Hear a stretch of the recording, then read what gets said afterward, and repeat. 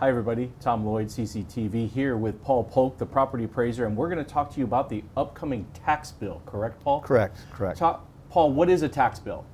Okay, so back in August, earlier this year, that our office sent out the notice of proposed property taxes, which we call the trim notice. Those were mailed out, like I said, middle of August. That is the first look at what your new tax bill is going to look like, proposed.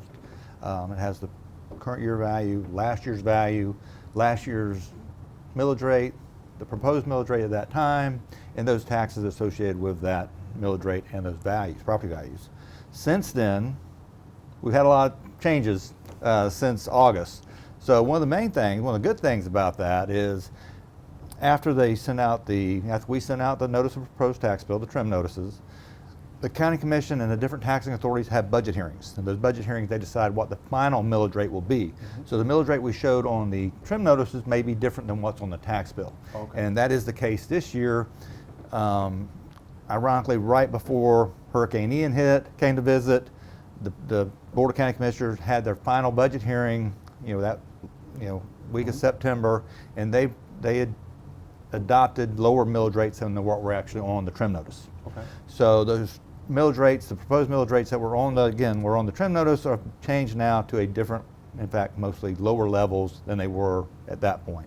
So that's the positive side of it. The negative side of that is we had a Category 4 hurricane hit us, in September. That's pretty much, as we all know, did a large amount of damage throughout the county. It's far more widespread than what we saw back in 2004 Hurricane Charlie. So the tax bills that were mailed out last week by the tax collector, folks received those in the mail, like I said, either last week or they'll get them this week. So that is the actual final tax bill that they'll be responsible for and paying their taxes for 2022.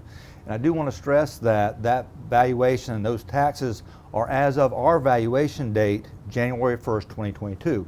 So again, the storm happened, in September, well after the date of the appraisal date. So those taxes, again, are associated with the condition of the property as it was January 1st, 2022. So those are those tax bills that were just mailed out. Okay.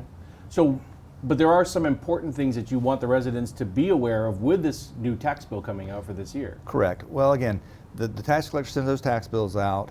There was an executive order signed by Governor DeSantis, immediately, pretty quickly after the hurricane, to provide an extension of those deadlines and discounts for property taxes. There's a 4% discount if you pay within the first month. They've extended that into December if your property was destroyed or deemed uninhabitable as a result of the hurricane.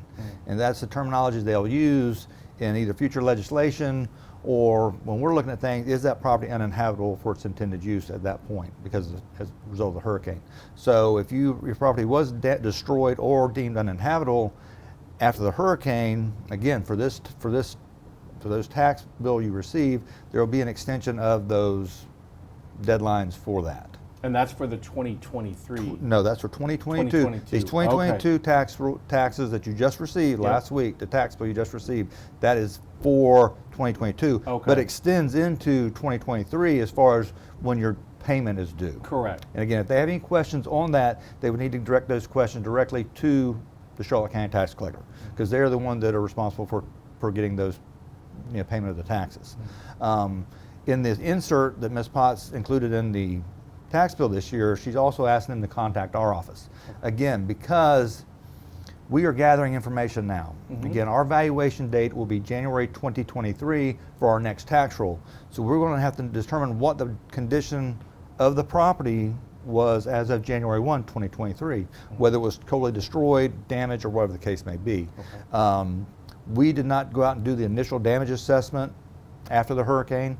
Community Development, the building department, was responsible for doing that, and they are giving us that information. We are getting information from all different sources, several different sources, as far as properties being damaged.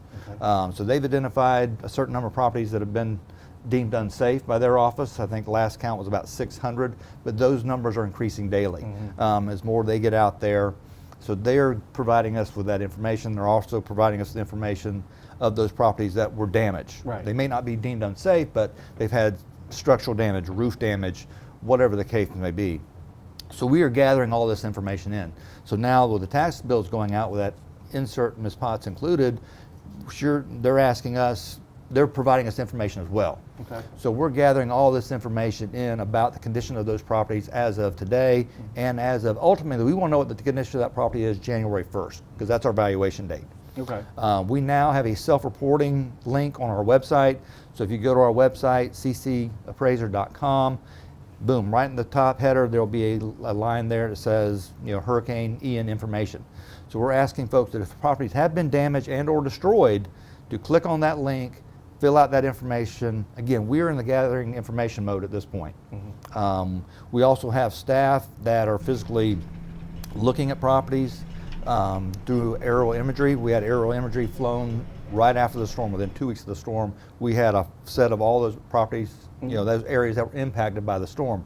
So we're having staff looking at those properties, especially in those damaged areas, those areas that we know had significant damage. Some of our mobile home parks in West County, some of our other properties that we know have been identified as really hard hit areas. We're literally going property to property to property through this aerial photography to make a determination of what that condition of that property is. Some of them it's just very easy. It's very clear that that property is damaged, destroyed, will not be habitable January 1st for our next tax roll. So those are the ones that we're looking at, and we're taking those off the tax roll as we speak. Now the ones that we're having questions on are some of those ones we can't tell the extent of the damage. Again, we're using aerial photography. Again, we have orthos where you look straight down. We have obliques where we can go all the way around the house and look at the sides of the house and check to see damage that way. But again, we're relying on the public as well to provide us with information.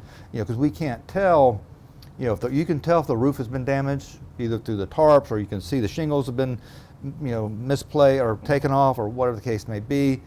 Was that interior damage? Right. How much interior damage was done? And those are things that we can't see physically either from the street. Even if we're doing drive-by desktop, windshield appraisals, we can't see those as well. So we're relying on the public, asking for their help to identify that information. In some cases the roof may not be looked at damaged, but they had significant water intrusion. We didn't see the flooding, the storm surge that they saw, in the Fort Myers, Lee County area, Fort Myers Beach and Sanibel, some of those areas, but we did have the wind damage. We did have some rain intrusion, because when you have 8 hours of 100-mile winds driving rain into your house, if you got a couple shingles off, it can do some damage. So that's the information we're trying to gather at this point, Tom. We're trying to get as much information we can from the public and these other sources. Again, we're getting all this information from other sources. Those are some of the tools that we're looking at. Later this year, we will have, as the first of the year, we'll have another set of aerial photography flown. So we'll have, immediately after the storm, and then we'll have stuff, in early January, what was condition of those properties at that point. Again, what we've seen, especially on some of the commercial properties, they had some extensive roof damage or whatever the case may be. It's already been repaired. Right. It's already been dried in. Some of them, they don't have the shingles back on, but they've been dried in, and that repairs are being done. So that property may have been damaged right after the storm, but as of our appraisal date, January 1st, it may not be. It may not have, may not be still in that condition as of January 1st. And again, that's what we're looking at for our valuation date, is January 1st. Okay.